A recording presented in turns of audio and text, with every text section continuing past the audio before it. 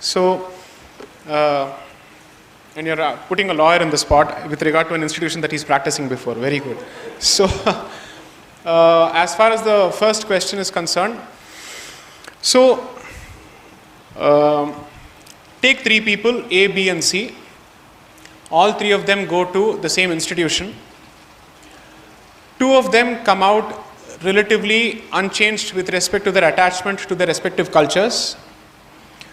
One person comes out spitting venom on his culture and with a sense of self-loathing. All three are being subjected to the same kind of education, but the impact seems to be different on different people. The reason is twofold. One, the other two groups are effectively producing institutions, and which is to say societal institutions as well as family-based institutions, which manage to put a certain filter which is not changed by the education system. Whereas as far as the majority community is concerned, it has effectively outsourced the value of introduction of any kind of value-based filter entirely to the school system, entirely to the rest of the society. The institutions or the traditional institutions which are supposed to give you the rooting in your culture have effectively been emasculated by the state. And the family, in turn, from a joint family system to the nuclear family system, its ability to provide cultural mooring as far as its children are concerned has already been reduced. Independent of that, they take a lot of pride in the degree of freedom that they give to their children as opposed to the kind of values that they impart to the children. Okay?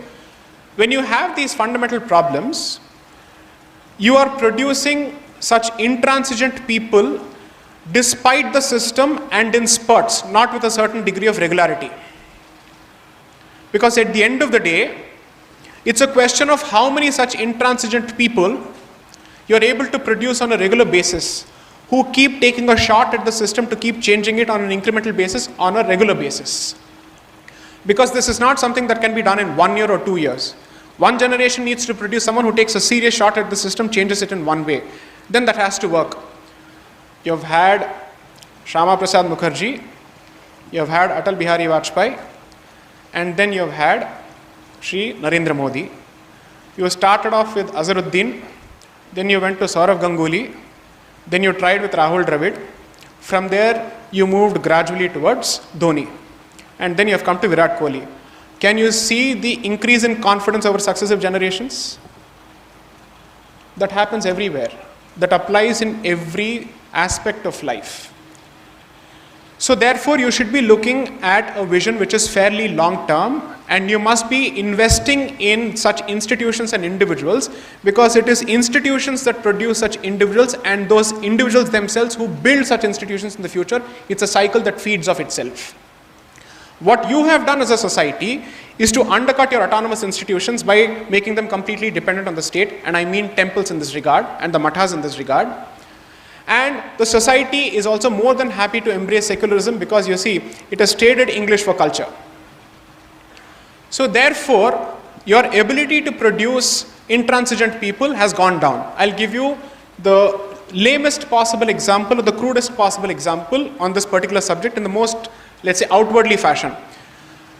Ask yourself how many people have the self-confidence, because we constantly expect women to wear saris. I challenge the men to wear dhotis and walk in an uber elitist mall.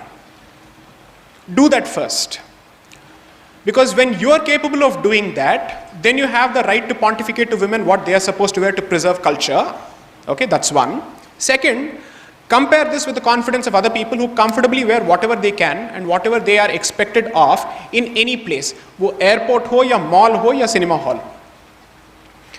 That is where is the problem of inferiority complex.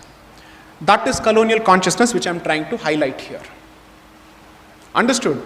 You can't seem to address the basic question of dressing and clothing. I would like to ask this simple question: how many people wear the kumkum or the vibhuti and get out of the house, but the moment they enter their office spaces, they wipe it off?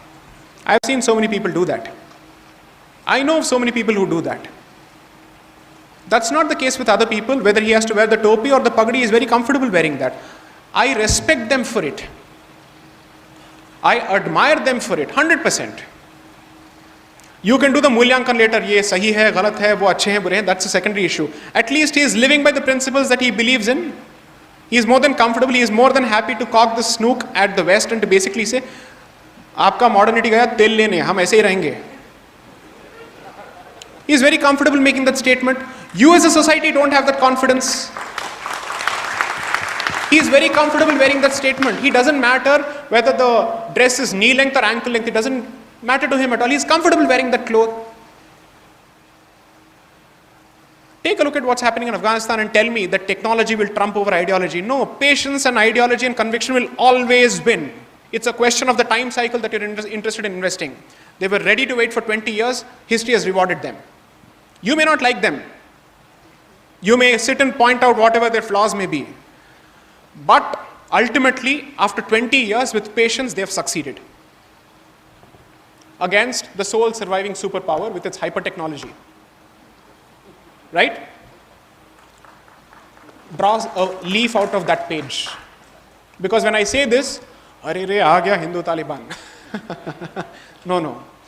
I am saying there is always something to be learnt even from the worst of your detractors and enemies or adversaries.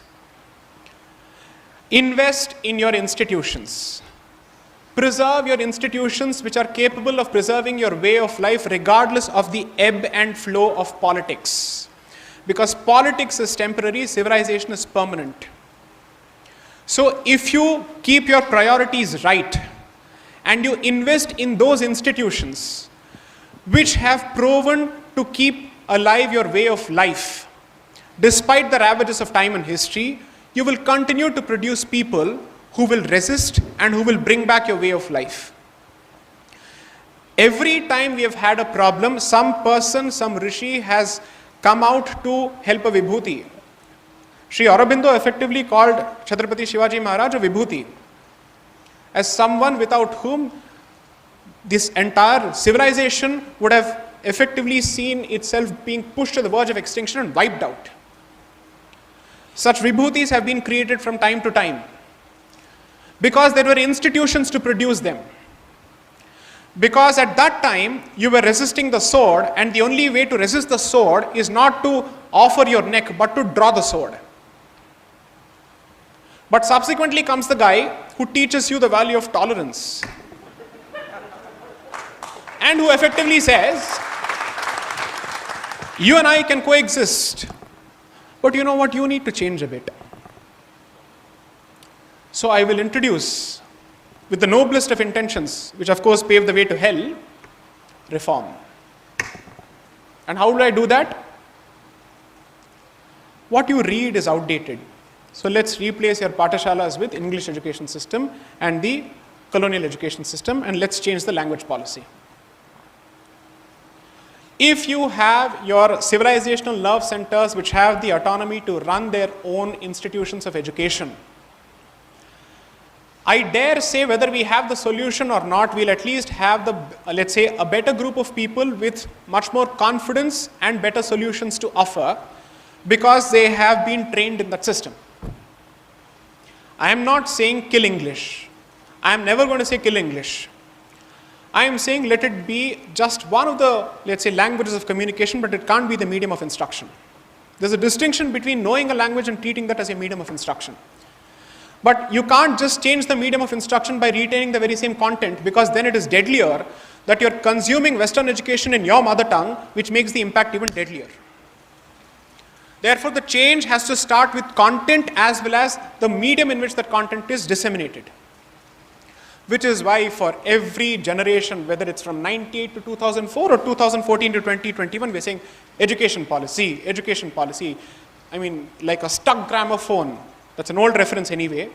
We keep saying, please change the education policy, but some people seem to be taking pride in the fact that they have not changed a single page in history books. Okay, so when this is the sense of pride from which you operate, what do you do then? You can't actually tout this as a badge of honor. According to me, it's a badge of shame. Tomorrow, when it comes to a political platform, you're more than comfortable talking about how Marxists have distorted history, but you're no more in opposition to keep making this statement. What have you done is the specific question that you should be asking yourself. सत्ता आपके हाथ में है तो आपने सत्ता का प्रयोग इन विषयों में कैसे किया, इसका जवाब दीजिए. That's a legitimate question to ask. If the other side asks he is anti-national, but I am pro-civilization, I am asking this question, what is wrong with the question? I am asking the question that kindly don't behave like you are the ruling party in opposition. That can't be the way you operate. When you reduce, I'm sorry, look at what has been going on. Whether it's in Bengal or Bangladesh, what is the difference today? What is the difference today? Some of those videos are horrendous, absolutely horrendous. And we seem to be issuing emergency passports for Afghans. What's happening for Bangladeshi Hindus? So we are not just second-grade citizens inside the country, we are also second-grade people globally, is it? How many more videos do you want before you react? Last night I was sitting with my friends, hoping to have a good time. A research scholar from a minority institution in Delhi reaches out to me, who is the product of refugee Bangladeshi Hindus, crying. I don't know her from Adam, not Adam, from Manu. I don't know her at all. She somehow found out my number, she calls and she weeps. Imagine at the dead of the night, a woman is calling and she's weeping, you don't know how to react. But I said, what's happening? So she said, sir, I got your number from so-and-so, so-and-so, I want to talk to you. I'm a research scholar, I come from this particular lineage. My relatives are still stuck in that hellhole. People are not reporting that 300 people have been killed, not 4, not 10, not 25, 300 people. Gang rapes in the same way as 1946 and 1971 are being repeated. Mass molestations near pandals. That news is not even coming out. Kya culture, kya civilization, bhai? You can't seem to protect these people. हम नहीं करेंगे तो कौन करेगा? Pakistan. People were celebrating IPL, Dhoni's victory. I don't know what to make of it. What a suicidal community. What a delusional civilization. Dhoni has made a comeback, apparently that's what we should be celebrating. Really, what are your priorities? After listening to that girl, I said, kya kar rahe hain hum log? I don't even know the value of what we are doing. This is the real issue. लोग मर रहे हैं और आप cricket पे celebrate किए जा रहे हैं. Replace the victim community with any other religion. Tell me that the people of that religion would have reacted in the same way, or they'd be celebrating an IPL victory. That is the reality of your situation. So stop blaming others. The problem lies within. These are your priorities. Dhoni over Bangladeshi Hindus being raped, murdered and killed. I don't know. I don't know what is the meaning of these discussions. I honestly don't know. What are we achieving? I'll write a book, it will sell. Commercially, it will 100% sell. What is my simple calculation? 184,000 followers on Twitter, 40,000 followers everywhere else, 25% minimum. At the very least, out of curiosity, somebody will buy. The minimum figure that you're supposed to cross to reach the bestseller section in the non-fiction category is 15,000. चलो हो गया, मेरा तो 25,000 हो गया. The book is one. क्या हो जाए? इसके बाद क्या हो जाएगा? क्या हो जाएगा? How is this helping the Bangladeshi Hindu who is being raped and murdered? I don't know. Next question.